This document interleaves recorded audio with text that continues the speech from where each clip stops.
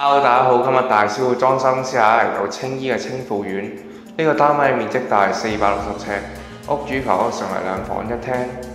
今次個單位嘅裝修風格係呢個簡約嘅路線，我哋希望有一種簡約同埋企理嘅感覺。非常感謝業主信任中去本公司嘅居屋全拆套餐加修工程。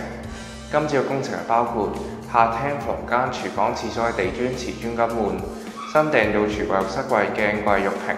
仲有包括全屋嘅家私、水電、清潔費、假天花 LED 燈、全屋嘅油漆、雙材石等等，合共係308500蚊連工包費，外住冇其他附加費用，以成為本嘅。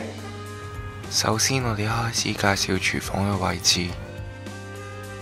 廚房嘅風格主要選用現代簡約風嘅風格，地櫃選用咗 U 型嘅設計。而右手邊留咗洗衣機同埋雪櫃嘅空間。雲石方面選用咗白色嘅石英石面，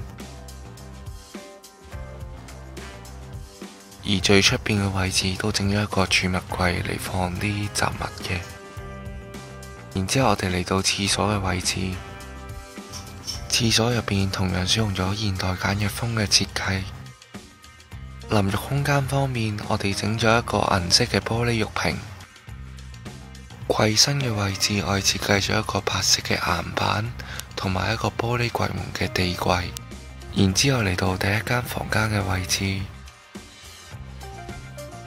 房間入邊嘅家私，我哋利用咗屋主舊嘅家私同埋新買嘅家私嚟做咗一個5尺嘅地台床。咁衣櫃右手邊嘅位置都係屋主原有嘅家私。然後嚟到第二間房間嘅位置，房間入邊呢，我哋做咗一個小嘅衣櫃，連埋屋主原有嘅家私嘅。房門隔離嘅位置整咗一個玻璃櫃門嘅飾物櫃。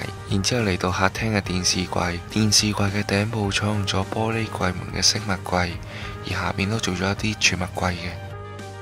廚房出邊嘅位置整咗一個吊櫃，全身嘅同埋一個 L 型嘅儲物櫃。